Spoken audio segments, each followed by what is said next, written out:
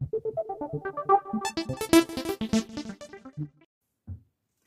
you guys, this is STACE10. Welcome back to another video. I am so happy that you are spending a little time with me today. This video is being brought to you by bbcraft.com. Okay, today I'm going to create a magic slider window card, and you guys, it is super cute. I love this. So you get two images and you get this little slider. Now, I had to search high and low for a tutorial on this, and I did tweak a couple of things, so I'm going to show you guys my process as well. So today I'm going to make a 5.5 inch by 5.5 inch card. One thing to note when sending perfectly square cards, the postage on these are going to be a little bit more than what you would typically pay. So just keep that in mind when making a square card. But if you're hand delivering it, or if you're putting it in a package with some other Happy Mail, perfect. Okay, so before I go through all of the die pieces, I'm also going to use this Recollections peppermint stripe pad, and I'm using this pad in particular because this pad, let's see, even though this is 12 by 12 inch paper, this pad in particular has some 6 by 6 images on it. These can sometimes be hard to use and also kind of a waste when you're buying a 12 by 12 paper pad. But they are very pretty and actually really perfect to make that slider card. So I'm just going to, let's see, do we have any other ones? Okay, so I'm just going to grab this sheet out of that paper pad, and we're going to cut this up and make our 6 by 6 papers. Because there's an interactive element on here, I don't want my card to be flimsy, so I am going to use 110-pound cardstock. I picked this up from Walmart. Okay, I can definitely say this paper that's supposed to be 110-pound cardstock is already giving me some bend. Definitely feels like 65-pound weight cardstock, so I do not recommend the Walmart brand for 110-pound heavyweight. I actually think I might return this. I'm not happy with that at all. This is 110-pound cardstock from Michaels.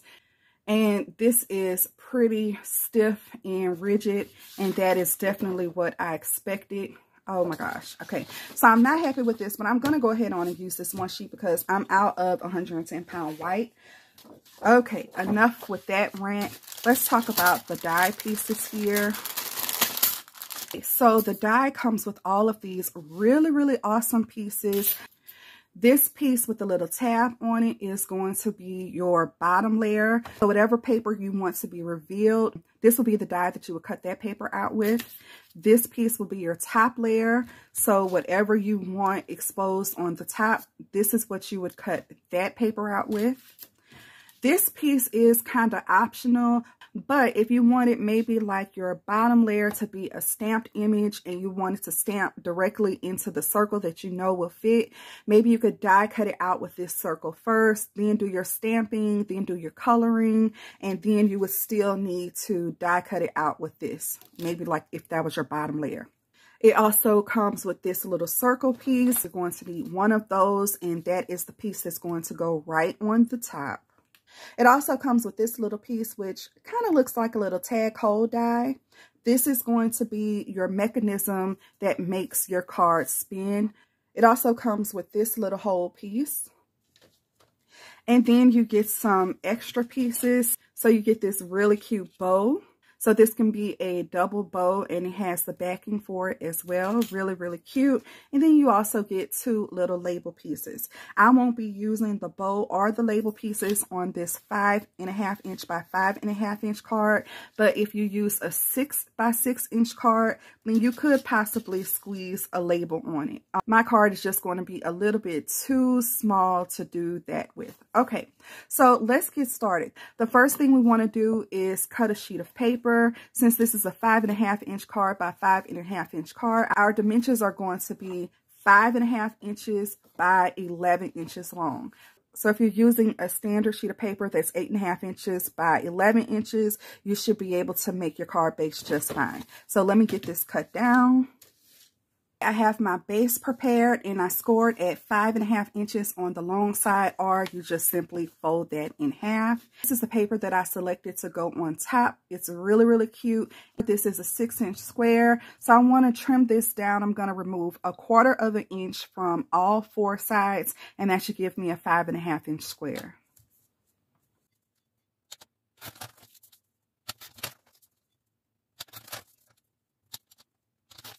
This is the paper that I selected to be on the inside of my slider. So when you expose the second image, it will look something like this. Now on this one, I just used some stripe paper that was also in that paper pad, I believe. And I did some stamping in it to reveal another image. Because this paper already says Merry Christmas, I didn't want to use this Merry and Bright, but you definitely could. So I am going to use this paper and actually stamp another image in it. So I'll be right back.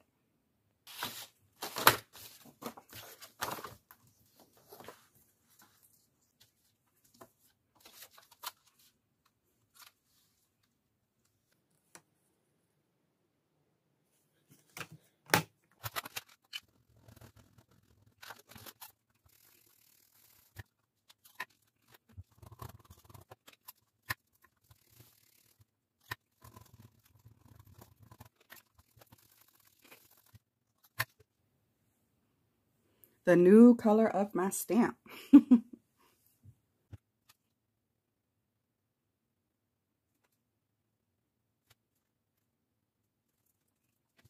Okay, I'm going to say I'm happy with this image. Okay, so this is going to be my bottom layer that's going to be exposed.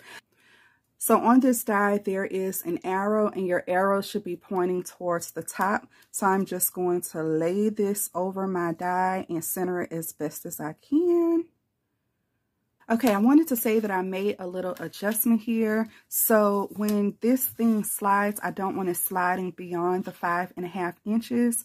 So I pushed this die up just a little bit so the tab won't extend. And so this is my new center.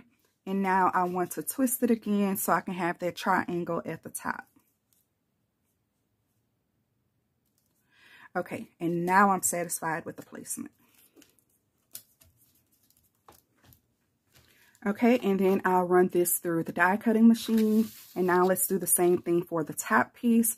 The top piece, there is a triangle and then there's a little square. Triangle goes to the top, the square goes to the bottom.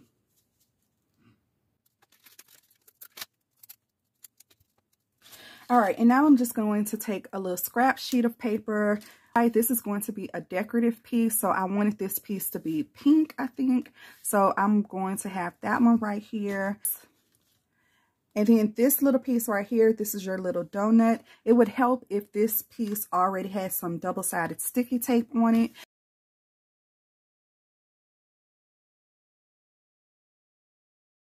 And so this is our bottom layer.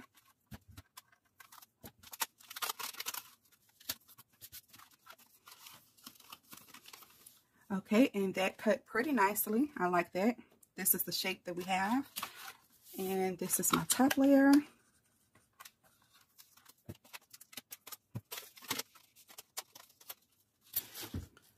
Okay, and before I go to the next step, I'm going to make a little adjustment. So on here, I just want a little tab, but these two little slits on the side of this tab don't extend far enough up. So I'm just going to take my scissors and cut just about to this line right here.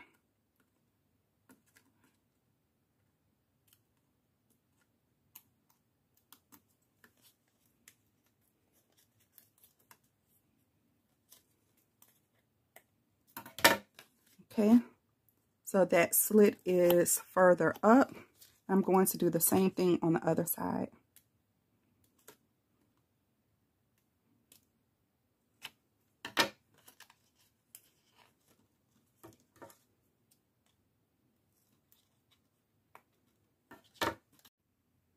I wanted to make my bottom layer much stronger, so I die cut out an extra panel and glued it together. Optional. I have doubled up my bottom layer. It is nice and strong. Okay, so this is the bottom layer. This part needs to be on this side underneath the paper. So like this. So the tab needs to be in this position. So I'm going to slide it under. Make sure I have a complete circle under here, and I do. If your hole isn't lining up, then you may need to cut your slits a little bit deeper. And now I can start taking these tabs and pushing them inside of that bottom layer like that.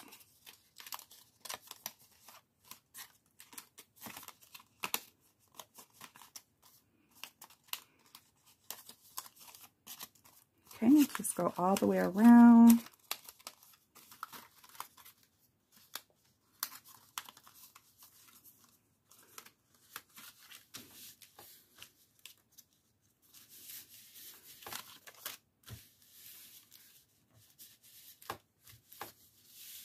Okay, so that's pretty cool. For some strange reason, my video cut out right here, so I am going to do this part again. I went ahead on and die cut out my little donut here, and I'm just going to peel off that double-sided tape. So now it's sticky on one side and it's not sticky on the other side. And I'm just going to place that right here in the center over my holes, making sure that lines up nicely. Okay, and then I'm going to take this little piece, fold in the arms on this paper brad. And this does not have a perfect fit either, but I'm going to push it through the holes, turn it over. And like I said, this is a new card, so this one is red. Okay, and then I'm going to take this little circle die cut, get a little bit of glue, and I'm going to put glue on the two tabs right here. And make sure that glue doesn't get anywhere else. Okay, I'm going to take my circle and apply it in the middle of this little star shape that we had here. Hold it for a second. Okay, after the center circle dries, you should be able to turn it with no problem, and it'll also turn the back. So now your brad is working. So cute. And then if all goes well, you should be able to, yay, open and close your image. Okay, this is ready to go onto a card base now, and I'll switch back over and resume the other card. This is the moment of truth. If everything is working right, yay, I should be able to expose that bottom layer. And that is what we have. Super, super cute. I like it. Okay, so now let's take this entire piece and attach it to our card base. I want my tab directly at the bottom, and I see right now that these little points are going to extend beyond my card, so I'm just going to snip it just a little bit. This will not matter. This won't hurt your mechanism. Okay. So that is good to me. Now when I glue this to go on my card base, I'm going to do a really thin bead of glue up here across the top, down this side. And when I get here, I only want to put a few like little drops of glue on the two sides. I don't want anything again to interfere with my mechanism, so I'm not even going to mess with that.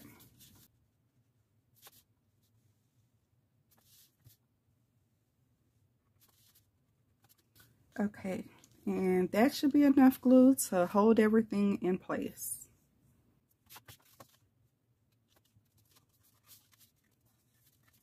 I'm just going to test my slider one more time, and she's fancy. Okay, I love that. And I do see that my slider is still extending just a little bit past my little 6-inch mark, but I think that is fine because when it's in the closed position, I can still mail it. And if the recipient is displaying this card in the open position, it won't hinder anything. So I think that that is so cute. So cute. I do think that I want to decorate the center of this a little bit more. So I'm going to try to find something cute to put here too.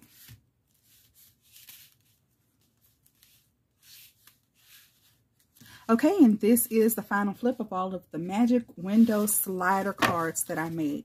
Okay, so this is the one that we were working on. I did go ahead and make a scallop border using my Cricut. To do this, there is a scallop circle that's in Cricut Design Space. It's a free file. I used that, and I used a 4.2-inch circle, and I just sized the scallop around it. So the circle in the middle here isn't quite 4 1/4 inches. So yeah, I scaled it to about 4.2. If you need more help with that, then just leave me a comment and I can help with that. I did find a little light bulb sequence in my stash, and I thought that that went well, so I added that as well. And let's see that in action and open again. Really cute. Okay, and I also finished the inside like this, and I'll still stamp a sentiment or a sticker or something like that on the inside. And this was the first card that I did. So cute, and that's the image when it's open. And I am just going to put another piece of white paper on the inside to mat that. And then this was another card that I was working on, and it's just peppermints in the background here. For this one, I did do a little border, also using my Cricut and some gold glitter paper, and I think that that turned it up a notch. And I still need to mat the layers on the inside of this one. And then somewhere in the middle of this video, it cut out, and I switched to this card to show you guys how the mechanism works. And that is how this card turned out. And I think that this one is super cute. So something a little bit different about this one. This one is a 6-inch by 6-inch card. And to achieve that, I still used 8.5 by 11-inch paper. But I cut one piece of paper here at 6 inches by 7 inches, and I scored it on a 1/2-inch mark. And then this is another piece that's 6 by 6 inches, and I just attached it right here. So that would be the inside. You can still see that little crease here, and that is where I'm going to put my card mat. So I already have that ready to go, and now I'll just glue it to the bottom of here. So that would be the card. I also used a glitter cardstock border on this one that I printed out on the Cricut. Little piece die cut in my stash. So I popped the center of this up on a piece of foam. So I just added a little foam square right on the top of the round mechanism here. And I added my little sentiment. So this thing really could swing a whole 360 degrees. So that's pretty cool, which also got me to thinking that this card could also be a spinner card. Like maybe you had an arrow and you like pluck the arrow like a game piece or something. I think that would be really cool. So the die set can also do that. Okay, and then when you open this one up, this is how it looks. Really cute. So it has the trees in the background. I put this little skinny white border on it as well as I was playing with the dimensions for the scallop piece. So yeah, I think it turned out super cute. I also added a few little stars here, and that's going to be a really fabulous card, and it stands at 6 inches. So you can kind of tell right here the difference of the card sizes. So after a little bit of tweaking and doing so many cards, I think I finally got the hang of this. I really like the Magic Window slider die. Remember, this is available at bbcraft.com. I also have a code with them if you're interested in this product or any others from their website. Use the code STACE10. You can get 10% off of your entire order. BB Craft also has a YouTube program. So if you're interested in some of BB Craft's dies or beads or anything on their website really, and you would like to do a couple of videos for them, you can join the YouTube program, and I'll have all of that information in the description box below. I'll also have a link to my unboxing video for BB Craft along with all of the product links, so definitely go and check that out. I appreciate you guys so much for watching. Don't forget to give this video a big thumbs up. Leave me a comment in the comment box. Let me know what you think of these slider cards. Is that something that you're interested in? Would you actually put your own photograph behind the slider? I think that that would be really cute, especially for a Christmas card that's going out to your friends and family. So yeah, let me know that in the description box below. And also, if you haven't subscribed yet, please consider doing so. I'll see you in the next video. Bye.